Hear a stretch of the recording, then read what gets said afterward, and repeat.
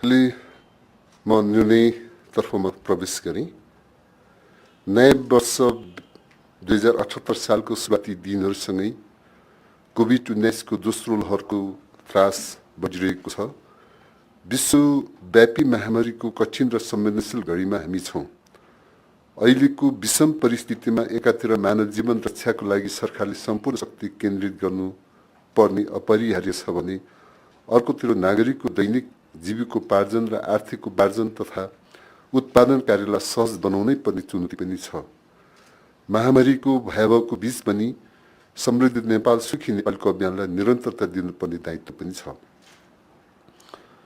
स्वास्थ्य तथा जनसङ्ख्या मन्त्रालयको पछिल्लो 24 घण्टाको तथ्याङ्क अनुसार 1281 जना सङ्क्रमित र 8 जनाको मृत्यु भएको दुःखद स्थिति छ।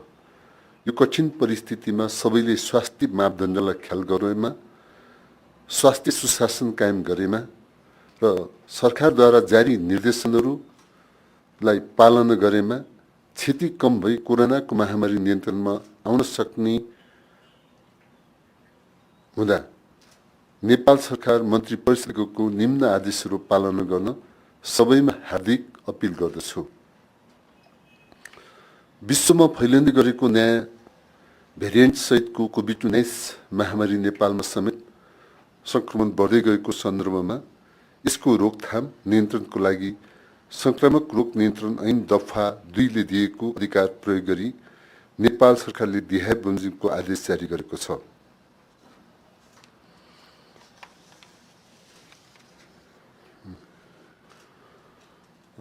यसमा मैले फेरि दोहोऱ्याउँछु। विश्वभरि फैलिँदै गरेको नयाँ भेरिएन्ट सहितको कोभिड-19 महामारी नेपालमा समेत सङ्क्रमण बढ्दै गएको सन्दर्भमा सोको रोकथाम तथा नियन्त्रणको लागि संक्रामक रोग ऐन 2020 को दफा 2 ले दिएको अधिकार प्रयोग गरी नेपाल सरकारले दिहाय बमोजिम आदेश जारी गरेको छ। रमाइलो भाषा जिन्दगी जबदेखि फ्यामिलीमा आयो डेस्टिनी।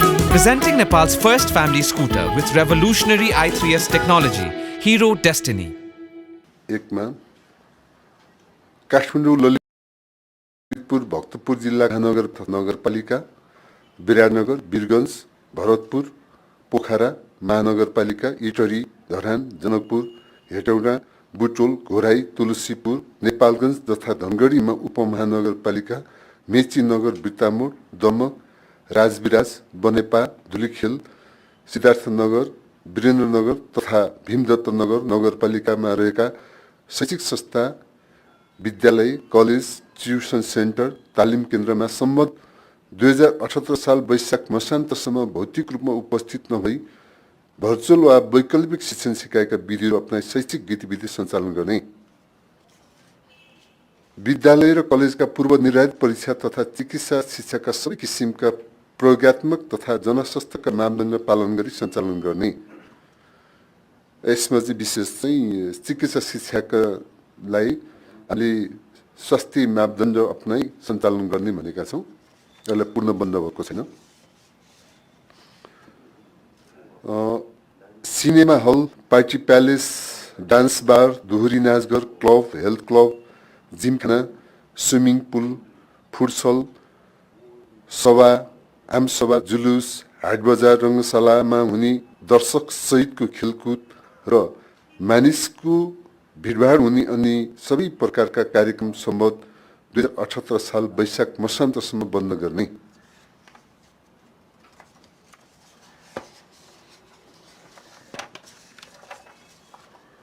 मठ मन्दिर, मस्जिद, गुम्बा, चर्च लगायतका धार्मिक स्थलमा जनस्वास्थ्यका मापदण्ड पालन गर्ने गरी सम्बद्ध 2078 साल वैशाख मसान्तसम्म नित्य पूजा, ध्यान र प्रार्थना मात्र गर्ने गराउने। 5. एक पटकमा 25 जनाभन्दा बढी हुन नहुने कुनै पनि सामान अनावश्यक नछुने, 2 व्यक्तिको बीचमा 2 मिटर दूरी कायम गर्ने, मास्क अनिवार्य गर्ने, पटक पटक साबुन पानीले हात धुने वा सेनिटाइज गर्ने गरी सपिङ मल, डिपार्टमेन्टल स्टोर सञ्चालन गर्ने, जनस्वास्थ्य सम्बन्धी मापदण्ड पालन गर्ने गराउने दायित्व सम्बन्धित व्यवस्थापक वा सञ्चालकको हुने। 6. मेला, महोत्सव, जात्रा, पर्व, विवाह, नौरान, पास्नी, व्रतबन्ध, धार्मिक अनुष्ठान मलामी लगायतका अत्यावश्यक परम्परागत धार्मिक तथा सांस्कृतिक क्रियाकलापहरू सञ्चालन गर्दा 25 जनाभन्दा बढी नहुने र जनस्वास्थ्यको मापदण्डको पालना हुने गरी मात्र सञ्चालन गर्ने, विवाह वा व्रतबन्धको लागि पार्टी प्यालेस प्रयोग गर्नुपर्ने भएमा जनस्वास्थ्यको मापदण्ड पालन गर्ने गरी सम्बन्धित प्रमुख जिल्ला अधिकारीको पूर्व स्वीकृतिले 25 जनामा नबढ्ने गरी गर्ने। 7. सभा, सम्मेलन, गोष्ठी, सेमिनार, समीक्षा बैठक, तालिम, प्रशिक्षण जस्ता क्रियाकलापहरू सञ्चालन गर्दा भर्चुअल माध्यमबाट गर्ने, भौतिक रूपमा उपस्थित भई गर्नै पर्ने भए बढीमा 25 जना मात्र सहभागी रहने गरी जनस्वास्थ्यका मापदण्ड पालना गरी सञ्चालन गर्ने। तर सुरक्षा निकायको आन्तरिक तालिमको हकमा जनस्वास्थ्यको मापदण्ड पालन हुने व्यवस्था मिलाई सञ्चालन गर्ने सकिनेछ। सार्वजनिक यातायात सञ्चालन सम्बन्धमा देहाविमोचन गर्ने, सीट क्षमताभन्दा बढी यात्रु नराख्ने, सबै यात्रुलाई मास्क अनिवार्य गर्ने, सवारी साधनको ढोकामा र सवारी साधन मित्र सेनिटाइजको व्यवस्था गर्नुपर्ने, चालक तथा सहचालकले मास्क लगाउनु पर्ने, सवारी साधनलाई दैनिक रूपमा निष्कम्पित गर्नुपर्ने, सार्वजनिक यातायातमा कुनै यात्रुले मास्क नलगाएमा चालक वा सहचालकले बढीमा 10 रुपियाँ लिई मास्क उपलब्ध गराउनु पर्ने,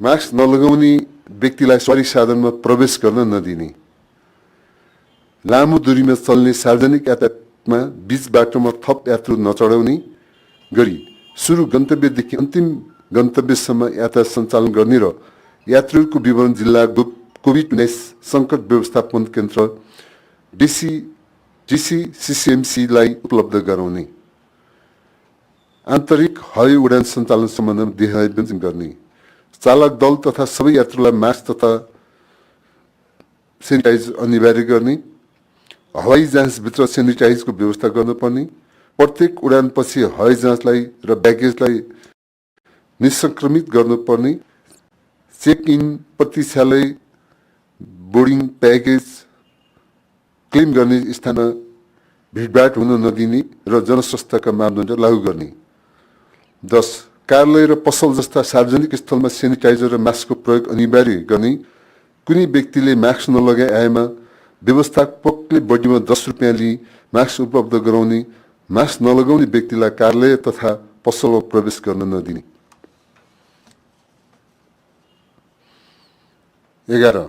होटल तथा रेस्टुरेन्टले बिहान 8 बजेदेखि बेलुका 8 बजेसम्म देहाविमोचनका मापदण्ड पालन गरी सेवा दिने र सो समय पश्चात होम डेलिभरी मात्र उपलब्ध गराउने। राष्ट्रिय राजमार्गहरूमा सञ्चालित होटल तथा रेस्टुरेन्टले जनस्वास्थ्यका मापदण्ड पालन गरी भिडभाड नहुने व्यवस्था मिलाई आलो पालो गरी सेवा दिने। 13. नेपाल राष्ट्र बैङ्कले सबै बैङ्क तथा वित्तीय संस्थामा सेवा तथा कार्यको लागि विद्युतीय भुक्तानी प्रणाली लागू गर्न सहजीकरण गर्ने, सेवा शुल्क र महसुल अग्रिम वा एकमुष्ट रूपमा बुझाउन चाहनेलाई सो बमोजिम गर्न सक्ने गरी व्यवस्था मिलाउने। 14.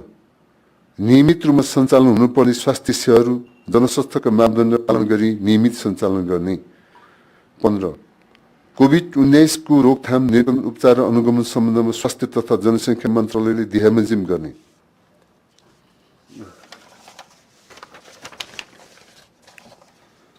रोगको रोकथाम, नियन्त्रण, निदान र उपचारका लागि राष्ट्रिय मापदण्ड तथा जनशक्ति परिचालन सहितको प्रतिकारी योजना जारी गर्ने, अस्पतालमा निश्चित बेड छुट्याई कोभिड केयर युनिटमा सेवा दिने सम्बन्धमा आवश्यक आदेश जारी गर्ने, 200 भन्दा बढी बेड क्षमता भएका सरकारी, सामुदायिक, निजी, गैर सरकारी, निजी मेडिकल कलेज, प्रतिष्ठान, अस्पताल समेत अस्पतालसँग संक्रमितको उपचारका लागि सेवा सम्झौता गर्ने, अनुगमन गर्ने र शोध भर्ना भुक्तानी गर्ने, संक्रमणको जोखिमको अवस्था हेरी सार्वजनिक, निजी तथा गैर सरकारी स्वास्थ्य संस्था, जनशक्ति, औजार, उपकरण, भवन तथा स्थानीय स्वास्थ्य सेवा र कार्यको लागि प्रयोग गर्न सक्ने, सूचीकृत अस्पताललाई संक्रमितको उपचार व्यवस्थापनमा लाग्ने खर्च संस्थागत आइसोलेसनमा रु 2000, अस्पतालको आइसोलेसनमा रु 3500 र मध्यम जटिल केसको उपचारको लागि रु 7000, र गम्भीर बिरामीको आइसियुमा भेन्टिलेटर सहितको उपचारका लागि रु 15,000 प्रति व्यक्ति दिन निर्धारित ढाँचाको प्रतिवेदन अनुसार प्रत्येक महिनाको पहिलो हप्तामा उपचार खर्चको स्रोत भर्ना भुक्तानी गर्ने। स्वास्थ्य तथा जनसङ्ख्या मन्त्रालयबाट जारी भएका मापदण्ड, योजना तथा आदेश सङ्घीय निकाय, प्रदेश सरकार, स्थानीय तह, सार्वजनिक तथा निजी सङ्घ संस्थाले पालना गर्नुपर्ने। कोभिड-19 का सङ्कट व्यवस्थापन केन्द्रले सम्बन्धित प्रदेश सरकारको समन्वयमा गड्डाचौकी, गौरीफन्टा, जमुना, कृष्णनगर, बेलिया, वीरगञ्ज, रानी तथा काँगडभिटा अन्तर्राष्ट्रिय स्थलगत सीमा नाका र आवश्यकता अनुसार अन्य थप अन्तर्राष्ट्रिय स्थलगत सीमा नाकाको नजिकै पाइपर्ने स्थानमा कम्तीमा 1,000 जनाको व्यवस्था हुने गरी होल्डिङ सेन्टरको निर्माण गर्ने। कोभिड-19 को रोकथाम, नियन्त्रण, उपचार र अनुगमन सम्बन्धमा प्रदेश सरकारले दिहाबमोजिम गर्ने।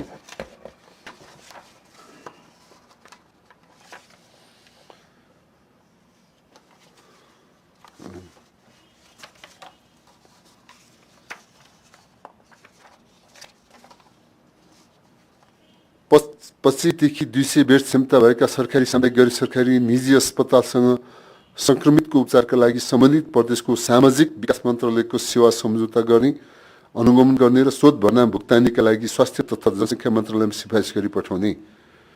होल्डिङ सेन्टर, संस्थागत आइसोलेसन र संस्थागत क्वारेन्टाइनको व्यवस्थापन गर्ने। उपचार सम्बन्धमा अस्पताल व्यवस्थापन, प्रयोगशाला, अक्सिजन तथा भेन्टिलेटर समेत, रेफरल एम्बुलेन्स र एयरलिफ्ट समेतको व्यवस्था मिलाउने। Quarantine, isolation, case investigation, contact tracing, उपचार व्यवस्थापन, परीक्षण लगायतका कार्यको लागि अत्यावश्यक सामग्री खरिद तथा जनशक्ति परिचालनको आवश्यक व्यवस्था मिलाउने।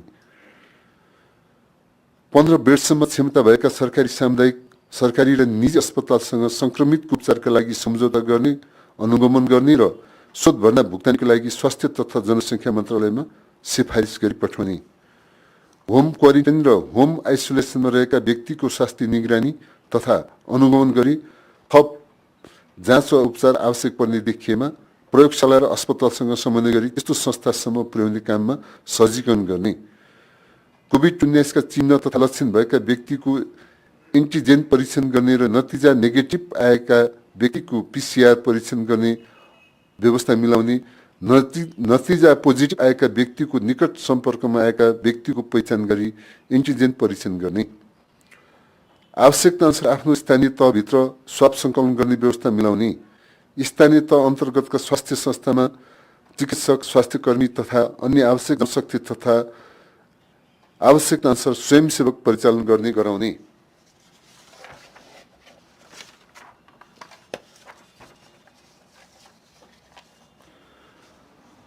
कोभिड-19 का कारण मृत्यु भएका व्यक्तिहरूको शवको व्यवस्थापन वा अन्त्येष्टि आफ्नो धर्म, परम्परा र संस्कृति अनुसार सम्बन्धित परिवार वा समुदायले 25 जनाभन्दा बढी मलामी नहुने गरी जनस्वास्थ्यका मापदण्डको पुनः पालना गरी गर्ने व्यवस्था मिलाउने। तर सुबमोजिम गर्न सम्भव नभएमा कोभिड-19 का कारण मृत्यु भएका व्यक्तिको शव व्यवस्थापन सम्बन्धी संक्षिप्त कार्यविधि 2076 अनुसार नेपाली सेनाले गर्ने। कोभिड-19 को रोकथाम, नियन्त्रण र उपचार र निगरानीका लागि आम नागरिकले देहाबमोजिम गर्ने। जनस्वास्थ्यका मापदण्ड पूर्ण रूपमा पालना गर्ने। घर बाहिर निस्कँदा अनिवार्य रूपमा मास्कको प्रयोग गर्ने। प्रयोग गरिएका विसर्जन गर्नुपर्ने मास्क बन्द डस्टबिन वा प्लास्टिक झोलामा बन्द गरी सुरक्षित साथ राखी 5 दिनपछि मात्र विसर्जन गर्ने। घर तथा सार्वजनिक स्थानमा जथाभावी नथुक्ने र प्रयोग गरेको मास्क नफाल्ने। विदेशबाट नेपालमा आउँदा वा निकट सम्पर्कमा रही कन्ट्याक्ट ट्रेसिङमा परेमा परीक्षणबाट नतिजा नेगेटिभ भए तापनि कम्तीमा 10 दिन होम क्वारेन्टाइनमा अनिवार्य रूपमा बस्ने। PCR परीक्षणका लागि प्रयोगशालामा स्वाब दिएपछि नतिजा नआएसम्म बाहिर हिडुल भेटघाट वा बैठक नगर्ने। स्थानीय तहमा क्वारेन्टाइन आइसोलेसनमा बसेका व्यक्तिहरूलाई सक्दो सहयोग गर्ने। अन्य व्यक्तिले जनस्वास्थ्यका मापदण्ड पालना नगरेमा स्थानीय तह, स्थानीय प्रशासन, स्वास्थ्य संस्था, टोल सुधार समिति, उपभोक्ता समिति वा सम्बन्ध अन्य निकाय वा संस्थालाई यथाशीघ्र जानकारी गराउने। होम आइसोलेसनमा बसेका व्यक्ति, स्वास्थ्यकर्मीको नियमित सम्पर्कमा रहने र स्वास्थ्य सम्बन्धी कुनै समस्या भएमा तुरुन्तै नजिकको अस्पतालमा जाने। अन्तर्राष्ट्रिय स्थलगत सीमा नाकाबाट प्रवेश गर्ने व्यक्तिलाई क्वारेन्टाइन, आइसोलेसन वा गन्तव्यमा पुर्याउन स्थानीय तहलाई आवश्यक सहयोग पुर्याउने।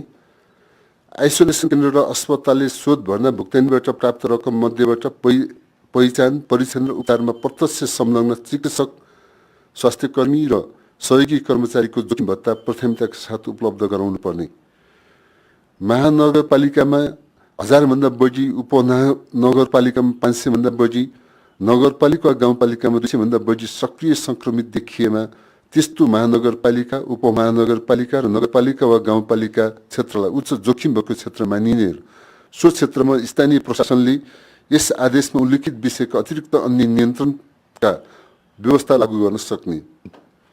यस आदेशको पालना गर्नु सबैको कर्तव्य हुनेछ। यस आदेशको अवज्ञा गर्ने वा आदेश कार्यान्वयनमा बाधा पुर्याउने व्यक्ति तथा संस्थालाई संक्रामक रोग ऐन 2020 बमोजिम कारबाही र सजाय हुनेछ। यो आदेशको कार्यान्वयन गर्नमा कोभिड-19 सङ्कट व्यवस्थापन केन्द्र, प्रदेश कोभिड-19 सङ्कट व्यवस्थापन केन्द्र, जिल्ला कोभिड-19 सङ्कट व्यवस्थापन केन्द्र र स्थानीय तहमा रहेको स्थानीय कोभिड-19 सङ्कट व्यवस्थापन केन्द्रले समन्वय र सहजीकरण गर्ने र प्रत्येक केन्द्रले माथिल्लो सङ्कट व्यवस्थापन केन्द्रमा नियमित रूपमा प्रतिवेदन गर्ने। नेपाल सरकार मन्त्री परिषदको 2078 साल वैशाख 6 गते बसेको बैठकले जारी गरेको आदेशको विस्तृत विवरण नेपाल सरकार सञ्चार तथा सूचना प्रविधि मन्त्रालयको वेबसाइटमा राखिनेछ र उक्त आदेश नेपाल राजपत्रमा पनि प्रकाशित हुने जानकारी गराउँदछु। साथै पहिलो चरणमा कोरोना भाइरस विरुद्धको खोप लगाएकालाई भोलि मङ्गलबारदेखि वैशाख 11 गतेसम्मको दोस्रो डोजको खोप लगाइनेछ। दोस्रो चरणको खोप अभियानमा सहभागी भई लाभ लिन सबैमा हार्दिक अनुरोध पनि गर्दछु। यो हाम्रो मन्त्री परिषदको कोभिडसँग सम्बन्धित यो आदेश हो। यो संक्रमक रोग ऐन 2020 को दफा 2 ले दिएको अधिकार प्रयोग गरी नेपाल सरकारले यो आदेश जारी गरेको छ र सँगै आजको मन्त्री परिषदको बैठकले नेपालको संविधान धारा 93 को उपधारा 2 बमोजिम नेपाल सरकार मन्त्री परिषदको मिति 2078-1 को सिफारिसमा प्रतिनिधि सभाको चालु अधिवेशन सम्म 2018 साल वैशाख 6 गते सोमबारको दिन अपराह्न 1 बजेदेखि अन्त्य गरेको पनि मन्त्री परिषदको बैठकले सम्माननीय राष्ट्रपतिज्यूलाई सिफारिस गर्ने भनेको छ र सम्माननीय राष्ट्रपति कार्यालयबाट भवनबाट योसँग स्थगित भएको सूचना पनि जारी भइसकेको छ। यिनै विषयवस्तुसँगै र हामीले एउटा अरू विषयमा त्यस्ता आजको क्याबिनेटबाट त्यसै धेरै अरू निर्णय भएको छैन।